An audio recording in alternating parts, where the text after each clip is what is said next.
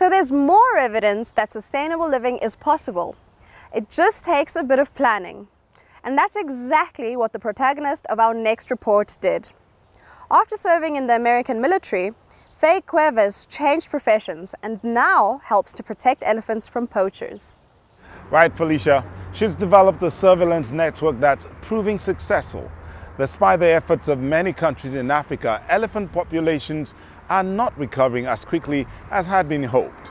In Kenya, for instance, the situation is now stable, thanks in part to the likes of Faye Cuevas.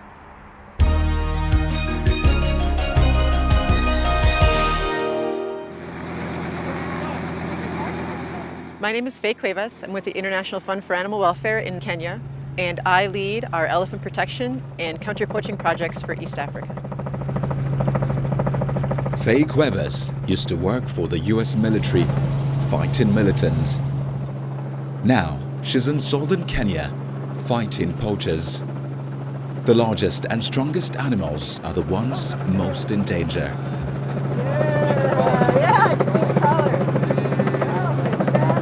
It's a race against time.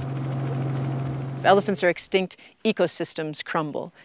There's cascading effects for the communities that live in these areas that are reliant on wildlife for their livelihoods. And in the end, it would be human greed. We're the generation that can take this on and stop it. Like the militant groups, poachers form networks that reach beyond their village. Because they have no work, they turn to illegal activities. Poaching is very lucrative. Goods such as ivory fetch a high price on the global market. Faye Cuevas' goal is to destroy those networks before the poachers get a chance to kill. She needs the Maasai community on her side to achieve that goal because she depends on their assistance and advice. The elders welcome her. These are men with lots of influence. They still live according to centuries-old tradition. It is the Maasai that are representative of a culture that have peacefully coexisted with wildlife for millennia. So of course we'd look to them as a source of local knowledge and then to partner in modern conservation. Oh, here we go. Got it. Okay.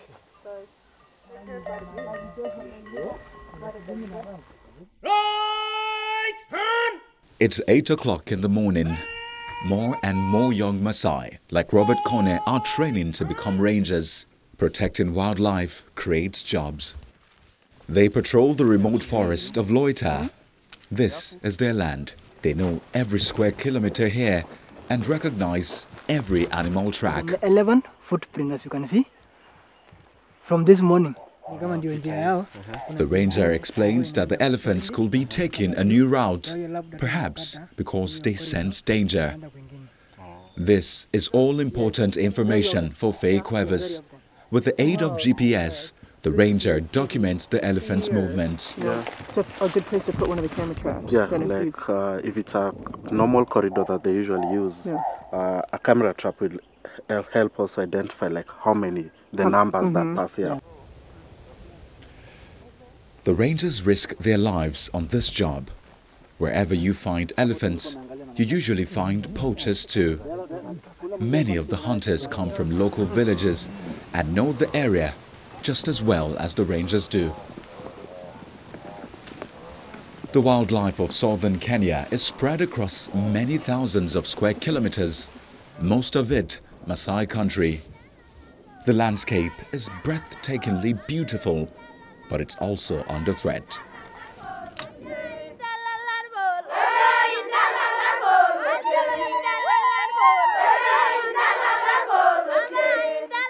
Local women also play an important role in Faye Cuevas' monitoring network. They are the eyes and ears of the community. She maintains good contact with them, and some work for her as informants. It's the women that are out in the markets and are out talking and hearing about potential poaching plans. And we've seen through our women's empowerment programs that where women have trusted channels to report on suspicious activity, they do, and that can drive big impact. The information provided by local people is collected at the NGO's office in Nairobi, along with the data compiled by the rangers. These are all parts of the puzzle that Faye Cuevas' team is analysing. Any solid leads are then passed on back to the rangers or reported to police across the region.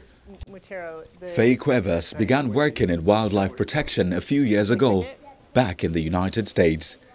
Then she realized she needed to be in Kenya to tackle the problem at its source. Really close, right? Yeah, we can find one closer to home. Yeah. You're going to do squash? We sat down as a family and I said, we have an opportunity for an adventure. And I said, we can, and they said, what? And I said, well, we have an opportunity to move to Kenya and save elephants. And they were immediately all in. Her decision seems to have paid off. The organization says 27 possible poachers have been caught in the last 15 months, and elephant numbers are rising again in Kenya. We can't stop there. We haven't won. So where we've seen poaching decrease in Kenya, we've seen it increase in other places. So as a world conservation community, it's not time to rest. Poaching remains a challenge. No time to rest indeed. As recently as 2016, almost 40 tons of illegally acquired ivory were seized worldwide. That's more than any year previously. The fight against poaching continues, and we here at Eco Africa will continue to keep you informed. Thanks to all of you for watching. Time for me to say bye-bye from Lagos, Nigeria. See you again next time, NT. I hope all of you viewers enjoyed today's program. I'm Felicia Endersby in Joburg, South Africa. Take care and stay sustainable. So long for this week.